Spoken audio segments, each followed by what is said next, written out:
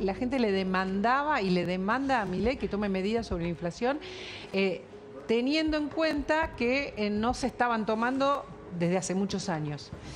La inflación como un impuesto que nos hace perder el valor adquisitivo de todos nuestros ingresos. La demanda fue tan grande y tan importante que es el presidente hoy de los argentinos.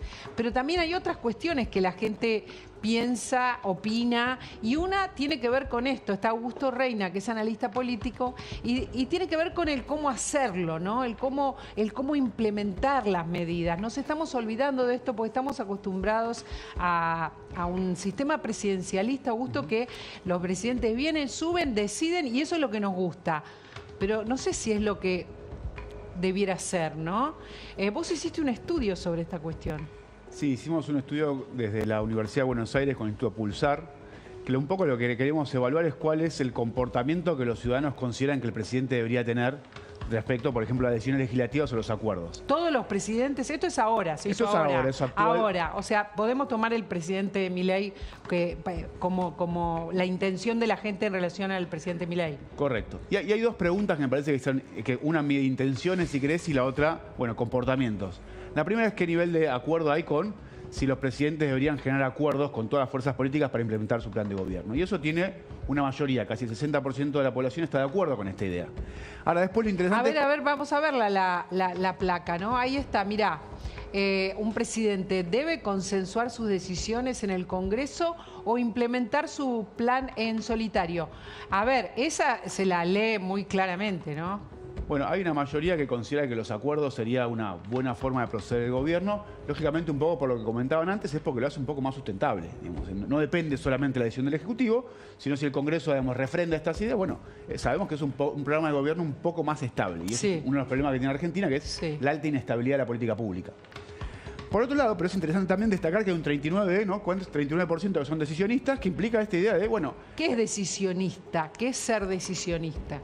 Aquellos que consideran que el presidente debe implementar su plan de gobierno independientemente del Congreso o los acuerdos políticos. En este caso sería lo que suele pasar. Bueno. Es lo que suele pasar, porque nosotros sabemos que, por ejemplo, yo recordaba en la pausa que en tiempos de la segunda presidencia de Cristina Kirchner, desmentime Gaby si es así, Cristina Kirchner se presentó en la campaña electoral como una acuerdista, como alguien que quería sostener las instituciones y fortificarlas, y después hizo lo que quiso. Después no acordó nada. Sí, y claramente. Y uno mirando esto, lo que me sale pensar, y que se lo quiero preguntar también a Augusto, es que por un lado la gente dice esto de acuerdistas, pero después también cuando ve que el acuerdismo no funciona, los tila de tibios, de blandos y demás, y termina eligiendo a decisores, a ejecutores mucho más firmes. Sí, es interesante lo que decís, porque hay otra parte del estudio que se ve que hay como una mayor ansiedad por el delivery del gobierno, ¿no? Que el gobierno esté efectivo en las políticas públicas. Y esto implica eso. Primero, hay otra pregunta en el estudio que es interesante, que pregunta algo así respecto a si considera que el presidente, digamos, debe terminar su mandato independientemente de las soluciones, digamos, efectivas que brinde, o algunos que consideran que si el presidente debería interrumpir su mandato, digamos, debería cambiarse el presidente si no tiene delivery, digamos. Y ahí también la respuesta está bastante dividida, hay un porcentaje bastante alto de la sociedad en comparación con el año pasado que considera que el presidente, si no da soluciones, debería ser reemplazado. Esto agrega un poco a esta idea, ¿no? Que hay mayor ansiedad por las soluciones que tenga un presidente y, lógicamente, bueno, un poco lo que charlamos antes, ciertos acuerdos llevan tiempo. Los consensos llevan tiempo. Digamos. O sea, la gente en teoría, y sobre todo cuando es oposición, eso dijimos, es republicana, quiere que haya acuerdos, quiere algo sustentable. En los hechos, en el momento, la ansiedad, la necesidad, le gana la espera, le gana los tiempos que llevan los acuerdos. Sí, digamos, estando en la oposición siempre es muy fácil pedir el pacto de la Moncloa, ¿no? Esta idea de que todos nos reunamos. Cuando atravesás la puerta de la Casa Rosada, bueno, parecería que ese manual se queda un poco... para todos los presidentes o para todos los equipos. Lógicamente. Y lo que estamos viendo que es interesante es que lo que empieza a suceder en la sociedad argentina es que se empieza a crecer el número de personas que consideran que los consensos y los acuerdos no necesariamente son relevantes para llevar adelante un programa de gobierno. Digo, y esto es lógico que por otro lado lo que está haciendo el gobierno de Javier Milei. Sí, y yo quiero decir, lo que hicieron otros gobiernos también. Lo que hicieron también otros gobiernos, no es solamente el gobierno de Javier Milei. O sea, que la sociedad, cuando cuando vota a alguien, le banca que decida lo que quiera, eso estás diciendo. Por lo menos por un tiempo. Bueno, y hay un periodo también en el cual está esta suerte de gracia. Bueno, antes se conversaba sobre el enorme esfuerzo que está haciendo la sociedad argentina en este contexto y una expectativa de que esto funcione. Una expectativa, vamos, que es prácticamente ciega porque no quiero ni pensar, digamos, la posibilidad de que esto no funcione. Y en función de eso también hay algo de darle las herramientas al presidente y al gobierno para que lleve adelante un programa que algunos pueden no compartir, pero digamos que tiene una fe ciega, digamos, en que se cumpla. Bueno, me parece sumamente interesante. ¿Lo relacionás de algún modo con lo que está pasando ahora? Digo, pasaron 7 meses, la gente sigue con una esperanza muy fuerte, nada, necesita tenerla, ¿no? Necesita sentir que esto va a funcionar. No sé cuánto dura, nadie sabe. No, bueno, ahí está el tema de la expectativa. Hay una idea que se recoge en la mayoría de los estudios de los grupos focales, la idea de un sacrificio, ¿no? Y la idea de un sacrificio implica renunciar a un goce presente por algo que en el futuro eventualmente voy a tener. Bueno, gran parte de la población hoy, digamos, se expresa diciendo que se está sacrificando porque presume que en el futuro va a haber algo mejor. Y en función de eso, lógicamente, el presidente tiene la posibilidad de tener más herramientas que la que tendría en otro contexto. Sí, claro. Sí. Y en función de eso, bueno, si ya este sacrificio es tan grande que estoy haciendo, espero que el presidente tenga las herramientas para llevar adelante. Bueno, esto es lo interesante, es que esto nos llega incluso de los procedimientos institucionales. O sea, hay ciertas cosas que yo necesito que lleguen y estoy dispuesto a que se pase por encima del Congreso, con tal de que esto incluso se lleve adelante. ¿Me explico? Sí, te explicás porque es lo que está sucediendo, digamos, no hace falta tampoco imaginarlo, ¿no? ¿No es cierto? Es lo que está pasando. Ahora, en estos momentos, es lo que está pasando. Le dan un verdadero cheque en blanco al gobierno, la gente, ¿no? La cuestión que siempre nos preguntamos es ¿hasta cuándo el cheque es en blanco? ¿Qué espera la gente? ¿Y dónde está la paciencia? ¿Dónde se termina la paciencia? Mientras esté, el gobierno realmente puede hacer y deshacer, Ricardo, ¿no? Sí, yo tengo una mirada, digamos, que a veces es contradictoria y que de alguna manera creo que hace a la esencia de estos primeros 7 meses de gestión, que tiene que ver con que este es un gobierno muy dogmático, que plantea soluciones muy de borde, experimentos en algunos casos, en términos económicos me refiero, pero que después muestra niveles de pragmatismo interesantes. Digo, esto, más allá de la discusión de la medida puntual, esto de congelar lo que decíamos antes, de postergar aumentos tarifarios, sí, para que la inflación, que es la mayor demanda de la sociedad... Es pragmatismo puro, no es libertarismo. Puro. No, después, a ver, hace 20 días, estas cosas tampoco ayudan en términos de la formación de expectativas que decía Augusto, pero hace 20 días se hablaba de que la emisión monetaria para comprar reservas, para comprar dólares de los exportadores y aumentar las reservas, no era dañina. Bueno, hace 2 días atrás o 4 días atrás se decide lo contrario. Entonces, hay cierto nivel, y ahora yendo un poco a lo que decía Pañi del masismo austríaco, que tiene que ver con esto, con que la realidad te impone algunas restricciones más allá de tu propia creencia. En cualquier caso es decisionismo, lo está decidiendo el gobierno, no está acordando con nadie, lo está decidiendo el gobierno porque la gente le dio ese cheque. Te agrego un dato más, me parece no menor.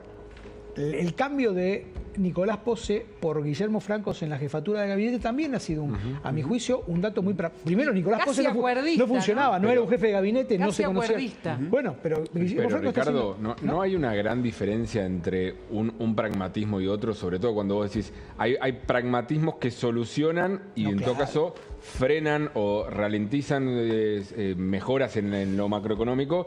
El pragmatismo de Massa no te soluciona absolutamente nada. Todo el último año, por más pragmatismo que tuvo, fue todo lo contrario. En el sentido de intervencionista, no estaba... Pero una cosa es intervenir en el contado con liqui con reservas que compraste en ese momento y que no las tenías y que vas al contado con liqui, y otra cosa es usar tus reservas, claro, que no es que las compraste en el momento, que si no las estás dilapidando. Claro, pero estás vendiendo reservas que necesitas para acumular. Estoy de acuerdo. Para tener tu caja en dólares más fortalecida. Pero no las tenías tampoco. O sea. No, es cierto que no las tenías, pero de alguna manera estás vendiendo dólares que no tenés. En cualquier caso habla de un pragmatismo. Sí, claro, por supuesto. A ver, el pragmatismo puede ser bueno o malo, digamos, y coincido y es opinable, pero me da la impresión que este es un gobierno que muestra, de vuelta, en el margen, cierta flexibilidad. Pareciera que no, pero creo que a medida que y esa quizás es una visión optimista, creo que a medida que la situación se complique, insisto, en términos de que naturalmente vamos a tener menos dólares, y cuando vos tenés menos dólares, la economía se complica. Y el dólar aparece en las primeras planas y nosotros somos más consultados por los medios. No, y aparte cada vez va a haber menos este segundo semestre. Esta es la cuestión, no son semestres. En el segundo semestre no es un semestre con reservas. Y por supuesto, es un semestre sin reservas, básicamente, y además la efectividad de las primeras medidas ya tiende a desacelerarse. Digo, una cosa es empezar con la motosierra a mostrar resultados al principio, y ya hoy licuar jubilaciones, digamos lo que decíamos antes, la obra pública, las transferencias, ya se hizo. Ya no hay mucho más que mostrar. Ahora empiezan los problemas reales de fondo, que los primeros 6 meses te dieron ese espaldarazo inicial, que bienvenido sea y hay que utilizarlo para fíjate seguir. que es donde Milei muestra, básicamente que quiere insistir con la inflación, digamos, que es lo que más le importa, no la decisión de resolver las otras cuestiones, por lo menos públicamente. Es que me parece que es central que la inflación baje, pero mantener la inflación baja, claro. Es central porque es la única manera que vos podés empezar a pensar en recomponer tus ingresos. Los salarios, las jubilaciones, con inflaciones del 10% no se van a recuperar nunca. Creo que es lo que no entendió el último gobierno. El último gobierno creía que vos tenías 5, 4% de inflación por mes y las paritarias te iban a ganar. Bueno, y terminamos en 211% el año pasado. Entonces, y más de 1000% en el acumulado. Entonces, digo, me parece que, de vuelta, mirar un poco la historia ayuda a entender cómo puede seguir la película hacia adelante. Me interesa que cerremos este tema con Augusto, sobre todo porque la costumbre, la historia, los que somos más grandes, vemos que tenemos el mismo Franco, ¿no? Tenemos una mirada más de escucha, más de acuerdo, más de paciencia, y las nuevas generaciones no. Bueno, la paciencia es un valor que lo ha también carcomido la crisis económica. Y llega un punto que la sucesión de crisis, digamos, las condiciones materiales, cuando se piensa perjudicar año tras año, es lógico que la paciencia también empieza a menguar. Y por eso es que hay también cierta licencia que el presidente lleva adelante determinadas decisiones, sin incluso pasar el costo de los acuerdos, digamos, el tiempo que los acuerdos necesitan, porque hay una premura. Hay un apuro. Exactamente, sí. hay un apuro marcado. Entonces, claro, y esto que me parece que es interesante a mí de largo plazo es que, bueno, esta ansiedad, digamos, por tener cierto éxito, prosperidad económica, empieza carcomiendo otro tipo de valores que son necesarios, digamos, para tener cierta convivencia democrática, ¿no? Los acuerdos, los consensos, el diálogo, el reconocimiento del otro. Y bueno, está claro que muchos años de fatiga económica te llevan a este contexto actual. Muchos años de frustración, de pérdida, digamos, de calidad de vida, porque esa es la verdad, digamos, los ingresos menguando llevan a la falta de paciencia. Por lo tanto, el tema de los acuerdos lo tendremos que hablar en otro momento, para ver si podemos tener un poco de capilaridad con el tema, ¿no? Es complicado por ahora, es muy complicado. Gracias por haber venido, Augusto. Gracias, Ricardo, también. Hoy nos queremos meter, 18 de julio, en un tema que tratamos ayer de la mano del presidente de la AMIA, ustedes saben, y porque hubo 85 muertos, porque hubo 300 heridos hace 30 años y porque pasaron un montón de años, hay un montón de cajas con expedientes que están en la justicia y no sabemos nada. Y lo que creemos que sabemos no pudo juzgarse y el tema es muy doloroso. Hoy estuvo justamente Amos Linetsky hablando frente a autoridades y frente a toda la gente allí en la AMIA, después de 30 años, muy enojado, muy indignado, por supuesto, con toda la razón, y vamos a compartir un pedacito de lo que dijo. La verdad que nos han venido decepcionando hace 30 años, año tras año, así que estamos cautos. Pero la verdad es que es pronto también para evaluar, después de tan pocos meses, pero han mostrado mucha voluntad de reclamo, mucha voluntad con declarar a Hamás. Me pareció una declaración muy correcta. Al terrorismo hay que declararlo lo que es, terrorismo, no puede haber eufemismos, y eso nos pareció una actitud correcta, ética y valiente, y muestra un camino, así que ojalá que siga así. También han sido muy, a diferencia de lo que ha ocurrido en los años anteriores, han reaccionado muy rápido con las alertas rojas, cuando un ministro del Interior de Irán estaba viajando entre Sri Lanka y Pakistán, enseguida el gobierno reaccionó y tuvo que volver a su país, lo que no ocurría en el pasado. Veíamos cómo burlaban las alertas rojas una y otra vez. Países como Qatar, por ejemplo, unos días antes del Mundial lo recibían con honores. Mismo Irán no solo no colabora con la justicia argentina, con acusados de cometer crímenes de lesa humanidad, sino que hasta les da honores y los nombra como ministros del Interior, ministros de Asuntos Económicos. Cuando se acercan los aniversarios de la AMIA cada año de mi vida y cada año de la vida de todos ustedes, escuchamos que están por pasar cosas, movimientos que aparecen en la justicia, gente que dice esto no va a pasar más, pero no pasa nada. Esa es la pura verdad. Está Hernán Capielo, que siguió muy de cerca todo lo que pasó con la causa, sobre todo por estas horas, y es indignante, dramático, nos provoca impotencia, todos los peores adjetivos, todo eso sentimos cuando nos conectamos con esto. Nos angustia un montón los que vimos lo que pasaba, los que vivimos, los que conocimos gente que se murió. ¿Qué es esto, Hernán? ¿Qué son estas Es la cosas? causa AMIA. Ese es el expediente después de 30 años de la investigación por el atentado a la AMIA. A ver si podemos ver la cantidad de cajas que hay, es un Son cuarto entero o medio más. millón de fojas en el expediente principal y en el expediente del juicio oral, que están en una oficina de 3x3, 4x4, están frente a Plaza de Mayo, en la unidad fiscal AMIA, que está ahí en el edificio de la franco-inglesa, la franco-argentina ahora, en el 7º piso, y en ese expediente es donde están los primeros testimonios, las autopsias, las primeras declaraciones de testigos de identidad reservada. Tenemos testigos de identidad reservada desde la A hasta la W, A, B, C, D. Tenemos otro legajo con otros 13 declaraciones de testigos de identidad reservada. Esto es lo que hasta ahora reunió la justicia acerca del atentado. Es lo que se sabe, digamos. Esto es lo que se sabe y hay algo de verdad que se sabe que se saben un montón de cosas, mira. Sí, María bueno, Laura. pero digamos que a no ver, sean hipótesis. No, se saben un montón de cosas. Lo que no hay es una sentencia sobre los que la justicia señala como responsables. Estás hablando de los funcionarios de Irán. Estoy hablando de 11 prófugos que tiene la causa AMIA, que son, como vos decís, funcionarios del gobierno de Irán, el expresidente de Irán, el ministro del Interior, altos jerarcas iraníes. Estoy hablando también de responsables de la operación del atentado en sí. Hay un colombiano-libanés que se llama Salman El Reda, que está sindicado como el organizador del atentado. Estoy hablando de quienes eran los funcionarios de la embajada de Irán en Buenos Aires al momento del atentado, específicamente Mohsen Rabbani, que también está con pedido de captura. Para mí el más señalado, ¿no? Es aquel con respecto al que hay mayor cantidad de evidencia De prueba. en caso de que sí, ahora lo charlamos, prospere un juicio en ausencia, podría llegar a haber alguna acusación y después veremos qué es lo que dice el tribunal. Pero por lo menos que la prueba sostiene la acusación, digamos. A ver, no pudo ser el juicio, nunca pudo llevarse adelante el juicio. Y es que en algún momento la expresidenta Cristina Kirchner intentó firmar algo con Irán, algo realmente muy polémico, Hernán, no podemos dejar de decirlo. Es que nuestro sistema procesal requiere que cuando hay un imputado esté a derecho en la causa.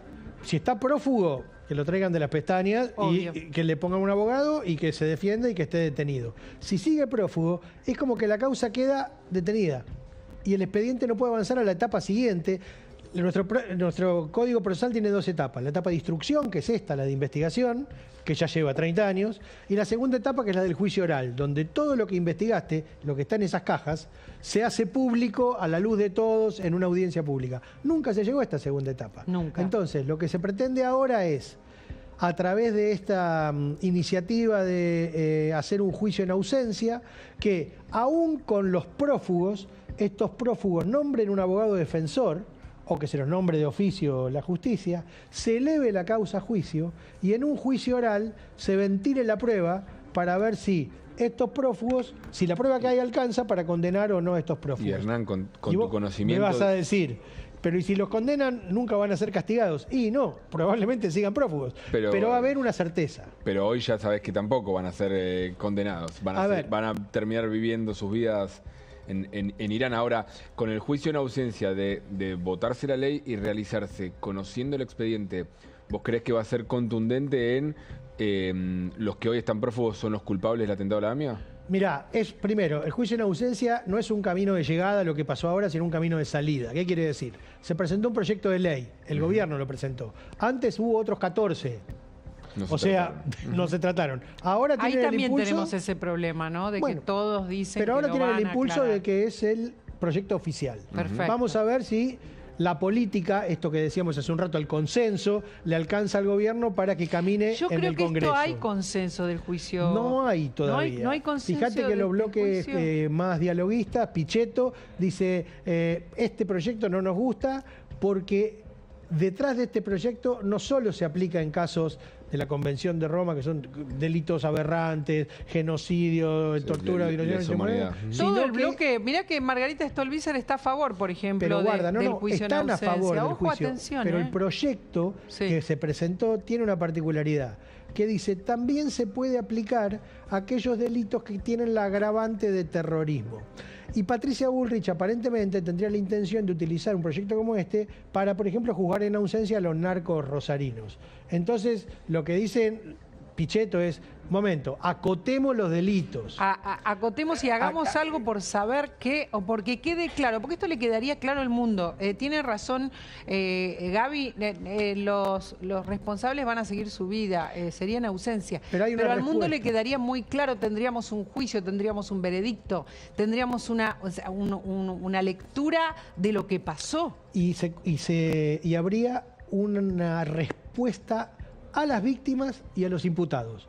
Fundamentalmente a las víctimas, pero también a los imputados, que hace 30 años están ya sé que no les importa nada, pero están pendientes con una acusación, digo. Imagínate, en este caso se trata de Irán y de Lamia, pero cualquier imputado no le gustaría tener una causa abierta por 30 años sabiendo que no se decide si es culpable o inocente, digamos. ¿Se vive, ustedes creen, Gaby y Hernán, se vive como lo que es la AMIA, se vive como lo que sentimos nosotros que estamos tan involucrados en todos los temas de cada uno de los días? La Argentina vive como una falta gigantesca lo que está pasando con la causa AMIA. Yo creo que los 18 de julio, sobre todo, o en todo caso los 17 de marzo, cuando se recuerda también el atentado a la Embajada de Israel, se vuelve tema. Después en el día a día generalmente desaparece y ahí es donde está el problema. Y ahí es donde está la necesidad de que esto del juicio en ausencia, por ejemplo, cuando pasen estas semanas, cuando pase el receso que hace el Congreso, que se toma vacaciones de invierno, se empiece a trabajar en serio en el tema y no quede en solamente el discurso. Hay un tema ahí también que decíamos, el Congreso. Después hay otro paso, que es la Corte, que tiene que convalidar la constitucionalidad de eso. Y después lo que decíamos recién. Ok, arrancamos el juicio en ausencia. ¿Hay prueba para acusar y condenar? Por lo menos que haya un juicio y que haya una respuesta. En relación a este tema, que no tiene que ver con la economía ni nada parecido y que podría tomarse un poquito con más tiempo para que realmente suceda, ¿podría haber consenso? ¿Podría discutirse para llevar adelante el consenso de toda una sociedad que quiere el esclarecimiento del acto terrorista más importante de su historia? Sí, María Laura, porque además de que el gobierno lo está impulsando, si se mejora el proyecto, como vos decís, también se puede mejorar. La comunidad judía, hay posiciones que están muy a favor. Hay otros que están totalmente en desacuerdo, pero hay posiciones que están muy a favor. Yo creo que sí. Les cuento que ahora no voy a estar en el pase con las chicas porque me voy de vacaciones, me tengo que tomar el avión. Hay unos días que voy a estar descansando, los primeros del año,